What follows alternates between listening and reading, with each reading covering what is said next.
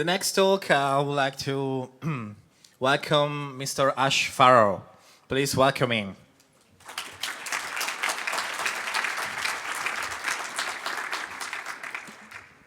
Hey everybody. Today we're going to be talking about asynchronous programming, what it is, why it's difficult, and what it can and cannot look like in Swift. So my goal today is to expose you to a bunch of ideas. We're going for breadth rather than depth, so you're probably going to be making this face quite a bit during my talk, I hope, if I do my job right. My goal is to expose you to ideas so that later on you can do follow-up research on your own to sort of learn more about these things. I'm just here for the spark. So let's get started. Okay, we're going to talk about 4 things today. We're going to talk about what asynchronous programming is, how Swift already has support for some paradigms of asynchronous programming, but how those paradigms are not very good. We're going to talk about what paradigms we can build on top of those, what abstractions we can build on top of what comes with Swift. And finally, we're going to talk about what we can't yet do in Swift. So let's dive in. Asynchronous programming, difficult and subjective. I've got 2 clickers, wow. There we go. This is, difficult and subjective is probably the best thing that I could come up with to describe what asynchronous programming is. Because what is best for you might not be best for you, and you know, it depends on what trade-offs you want to make, and we'll get into that. But let's define asynchronous programming. And the easiest way to do that is to define synchronous programming, or what you probably would call normal programming. This is what you learned when you were first learning how to code. It's where program execution starts at the top of a file or top of a function and executes one line at a time, working its way down towards the bottom, and then it finishes. That's normal programming. It's a program where every line is synchronized. It waits for that line to finish before moving on to the next one. That's where the synchronous part comes in. So most of the Swift code that we write as software developers is typically synchronous in nature. So let's take a look at a synchronous function call. Here we go. This is what you might call a normal function call. So from the call site's perspective, it gets executed immediately. And if all of this function is doing is adding 2 numbers together, and if those 2 numbers are already loaded from RAM into the CPU registers, then it's going to be very fast. But if those numbers are still stored in RAM, then it's going to be a lot slower. And if those numbers are stored in the disk, then it's going to be way slower. And if those numbers are stored on the network and we have to do an API call to get them first, it's going to be so slow. And at a certain point in time, the CPU is just waiting, and you're wasting CPU resources while you're waiting for I/O to happen or something else to happen first.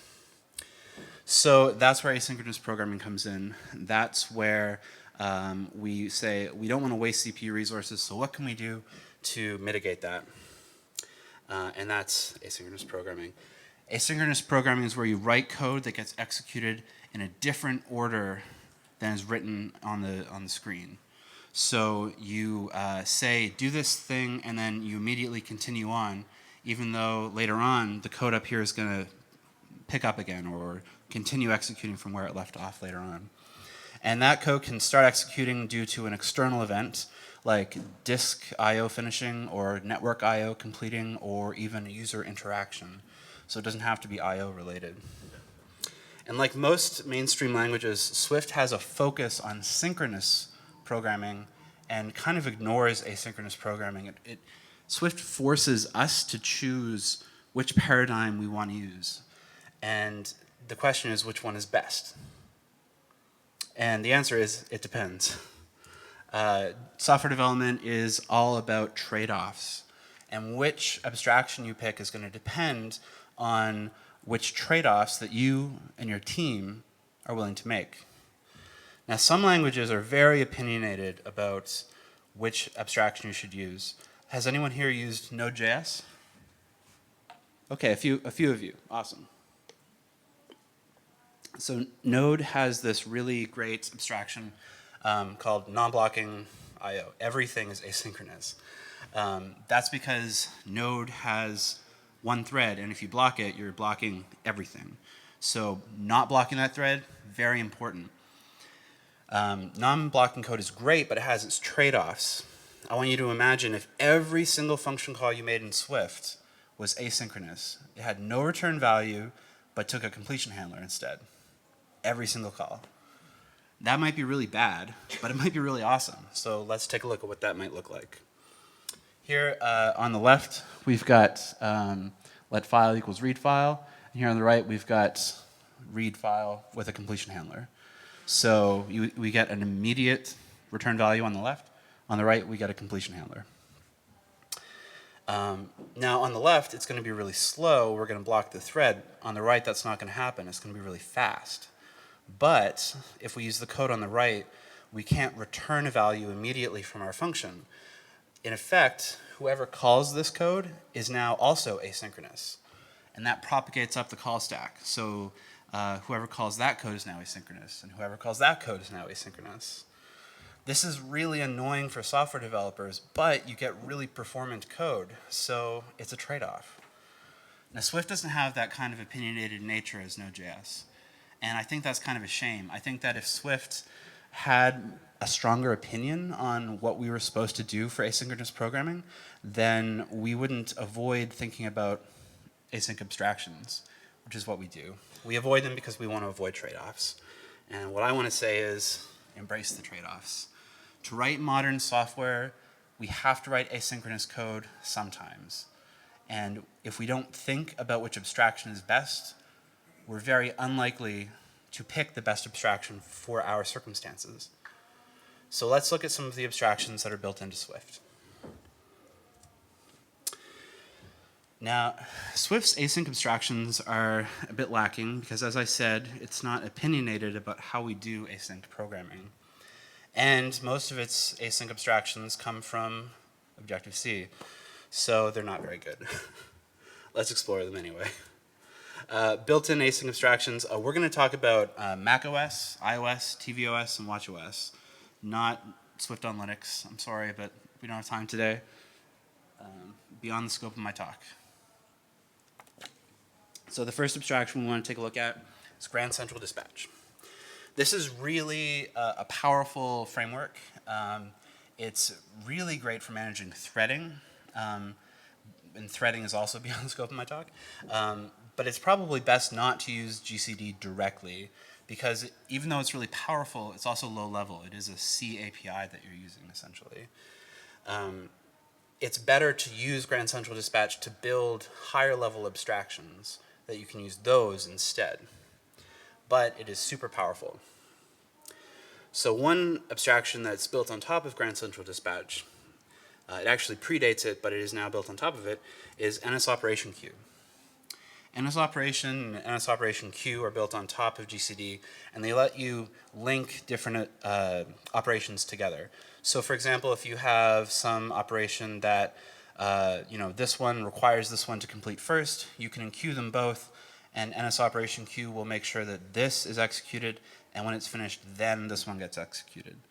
So that sort of dependent behavior is built in for you. And you can construct complex graphs of operations that depend on one another and trust that NSOperationQueue is going to do them in the correct order. Very cool. At Artsy, we have an application that synchronizes data with our servers. It makes thousands of API calls and downloads gigabytes of image data. And we use a library called DRBOperation that's built on top of NSOperationQueue. And it's very powerful. It's open source. Go check it out. These are examples of abstractions you can build on top of GCD. Okay. You can do POSIX threads in Swift. I don't want you to though, so I'm just not gonna talk about it. Target action is something you're probably familiar with from UIKit. If you've ever dragged a slider or tapped a button, the callback mechanism is target action. So that's when you supply a class that you want to invoke some action on. So the target is the class, action is some function. Now this pattern works well for small use cases, but it doesn't scale very well. It doesn't compose very well. So it's really best used for the built-in UI kit stuff, and that's it. My favorite built-in abstraction is callbacks and completion handlers. These are built from closures, excuse me, closures, which are short anonymous functions that get executed at some later point in time.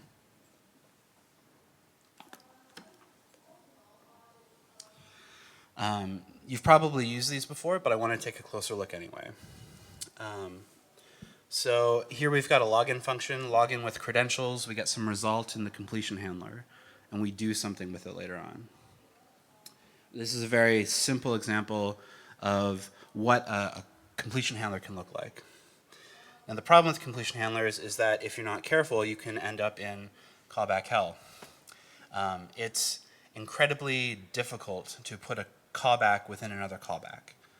That's not true, actually. It's incredibly easy to put a callback within a callback, and that's the problem. You end up with callbacks within callbacks within callbacks. It makes your code very hard to debug, to know what's getting executed, from where, when. You get messy stack traces. It's no good. So Callback Hell looks a little bit like this. So say we have to get the credentials from the user first, and then we can log in, and then we can do something with it.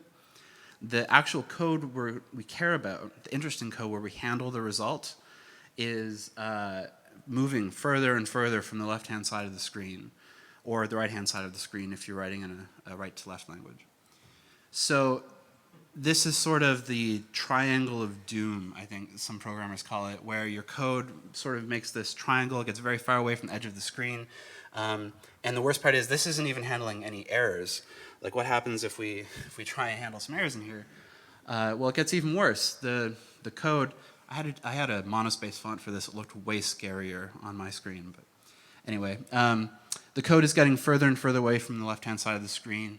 We are handling the error condition twice, probably very similar code. I mean, if I was writing this, I would probably just copy and paste the error handling code. And now I've got duplicated code. That's not good. And we're not even using built-in error handling with Swift. There's no ability to throw an error here. So it's not even idiomatic Swift. I'm not saying that completion handlers are bad. I'm saying that they can be misused. One of the most important factors when you're deciding to use a completion handler is what information to provide it. What sort of parameters are you going to give your completion handler to let it know when something is done?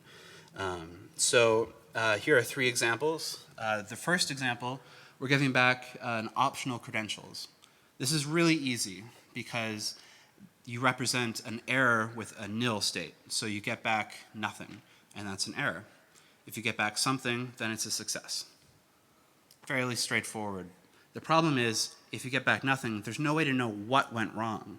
If you want to present an error dialog to a user to let them know that their password didn't meet your security requirements or their username was already taken, there's no way to know what went wrong.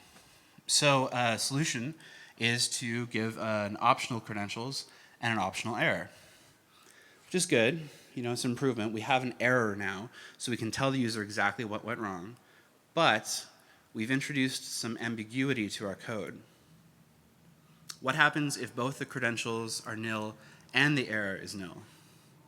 What happens if neither is nil and you get back valid credentials and an error? You now have to write code to deal with those conditions, and you have to think about it, and I don't like to think. So I recommend the third option, which is a result type. A result type gives you either a success or a failure. And you can build one fairly easily. It's 4 lines of code.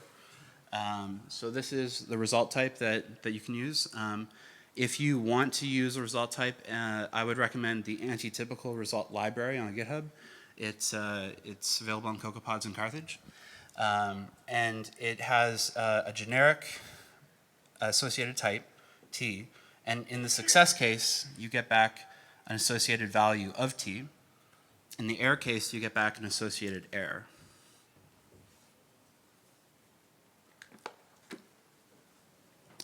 And so the benefit here is that because we're using Swift enums it has to be exactly one of these two cases. It can't be neither and can't be both. So you've reduced the ambiguity from your code. If you're going to use callbacks to write asynchronous code in Swift, I highly recommend you use the result type as a parameter for your callback. Not only is it nice and reduces ambiguity, but it's also a monad. So it's kind of a gateway to like higher level abstractions and functional programming. So Callback Hell exists, but it's avoidable. Callbacks are really useful for one-off functions. If all your app is doing is grabbing a photo from the user's library or making a one network call, then just use a callback. But if you find yourself nesting closures within closures and callbacks within callbacks, definitely look for some higher level abstractions. So what might those look like? Well, Swift's async abstractions exist, and they're built on top of what already ships with the language and the frameworks. The first one I want to talk about is our promises and futures. There is a distinction between a promise and a future, but it is beyond the scope of my talk. So let's just treat them as the same thing, because they're basically the same. You get back a synchronous value from the function. It returns a promise immediately. And you write code based on what you want to happen if an error occurs or a success occurs. And later on, when one of those two things happens, the appropriate code gets executed. There are lots of libraries that exist in Swift for promises and futures. The example I want to look at is taken from Bright Futures on GitHub. So we have get credentials from users. That's going to return a future immediately. And then we flat map that into a login future. And on the success, we handle the login success. And on the failure, we handle the failure. So there are two big improvements to this. Now, the first one is that we're not nesting callbacks within callbacks anymore. We're using flat map to transform one promise or one future into another future. And the second thing is that we've coalesced our error handling into only one place. So before, where we were handling errors in two different places, now we only handle them once. If get credentials from user produces an error, or the login function produces an error, then the same on failure closure is going to get called. Big win. The next abstraction I want to look at is functional reactive programming, or just reactive programming. FRP represents a stream of events that you consume over time. And those events can be value events, they can be error events, or they can be completion events. And basically the stream sends value events over time and then completes and stops sending them. Or it sends values and then produces an error and then stops sending values. A stream can only produce an error or a completion event, but never both, and sometimes neither. There are streams that go on forever. So if you have a stream of clock ticks, once a second, you send the current date and time. That could be an example of a stream that never finishes. These streams are usually called observables. You can check out, there's a ton of reactive libraries on GitHub. The two most popular ones are probably RX Swift and Reactive Cocoa, which is now named Reactive Swift. I want to take a look at an RX Swift example. It's sort of my favorite library, and I recently helped put out a book on it, so you can go check that out if you want. So here we have get credentials from users, flat map into something else, and then on next and on air, and you're thinking to yourself, wait a minute, this looks really familiar. This looks like the Bright Futures code. And it's true, this looks very similar. That's because the code that we just saw is based on an observable that only sends one event. And reactive programming is really at its best when it sends a stream of values over time, not just a single value. So let's look at a better example of what RX can do. Here we've got a gesture recognizer that we're accessing the RX property of, getting the events from the recognizer, so that's our observable of the events over time. So every time the user moves their finger on the screen, it's going to send a new event.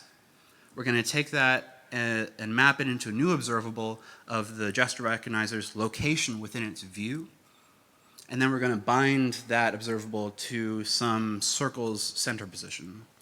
So with 5 lines of code, I have an app that will have a circle, follow the user's finger wherever they drag it on the screen, which is pretty impressive, I think. Reactive programming would be my recommendation for a fully featured async approach. Its abstractions are great and super powerful, but they do take some getting used to. There is a learning curve. If FRP is too complex for your needs, don't worry about it. Just stick with promises and features. Okay. So the next abstraction I want to talk about is the actor model. Has anyone ever heard of the actor model? Cool, a few of you. Awesome. Okay, so actor-based programming is quite complicated. Basically, you treat actors as primitives for concurrent computation. Akka is a really popular actor library for Scala and Java. We use it at Artsy for our real-time auctions bidding engine. And it's pretty cool. Let's take a look at the diagram for an Akka actor lifecycle. Oh my goodness, don't look at that too long, it's really complicated.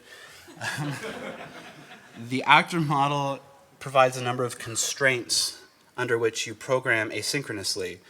And that makes your code more complicated, but also very robust. So there are different implementations, but generally speaking, actors are going to receive messages in an unspecified order.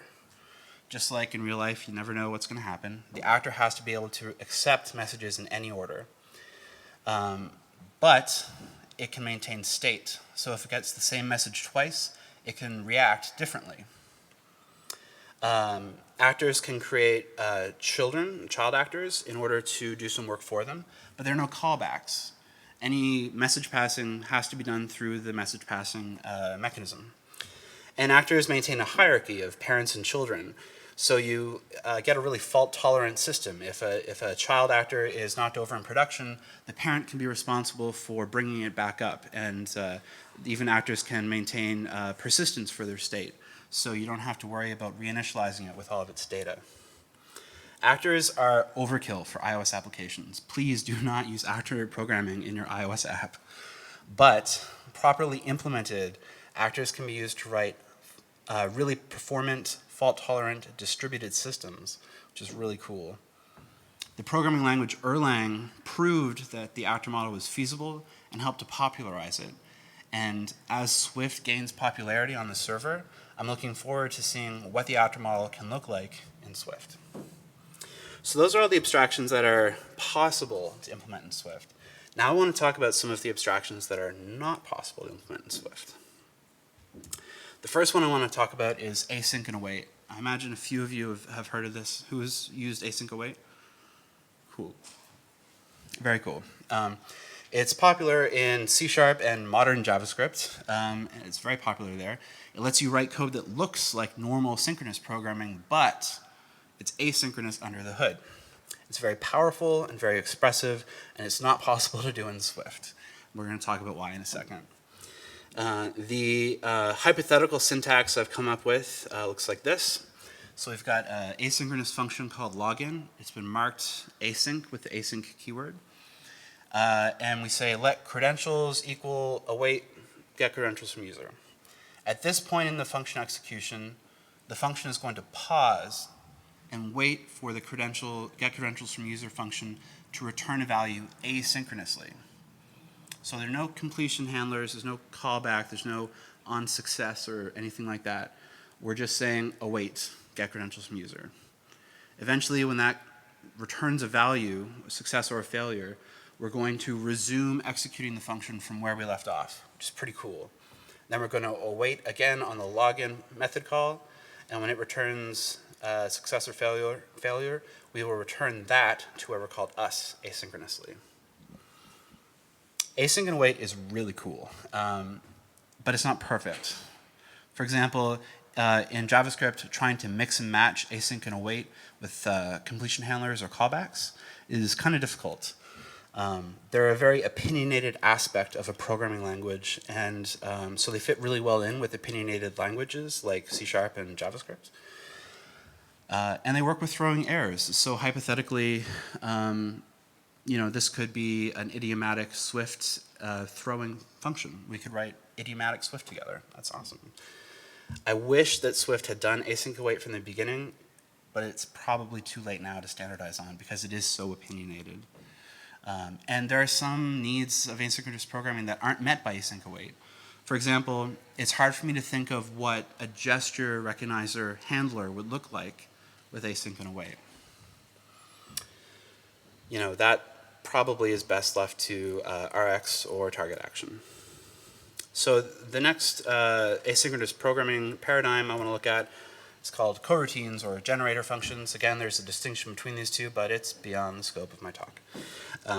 These are probably the strangest things I came across when researching for this talk, and that's because they violate some of the base assumptions that I had made about how programs work and how functions are executed.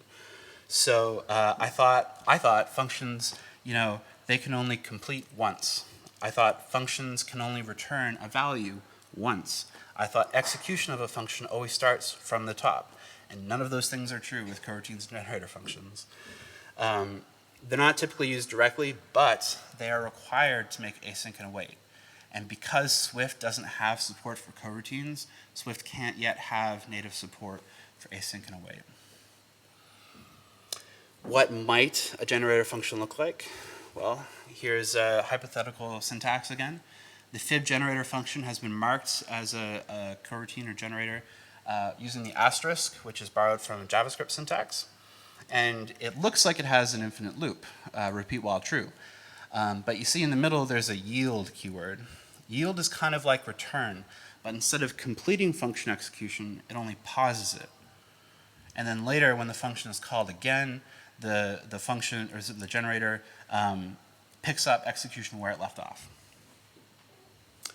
Now this isn't code you would actually use in production. JavaScript developers very rarely use coroutines or generator functions directly, but again, they're needed to make async and await work. Okay, so that's a lot of material. To wrap up, remember there's no right way to do asynchronous programming in any paradigm or any language. It depends on the trade-offs that you want to make and that you and your team want to make. Asynchronous abstractions that are built into Swift aren't that great, largely because they're based on Objective-C, and also because Swift isn't that opinionated about how we do this. There are some really cool things that you can build on top of those abstractions in Swift, and I encourage you to go out and take a look at what abstractions are possible and have already been built on, in the open source community. But there are some things that you can't do in Swift, at least not yet. So hopefully you made this face during my talk. I think it's always good to expose ourselves to new ideas, even if those ideas aren't directly applicable to our day-to-day job or what we're working on at the moment.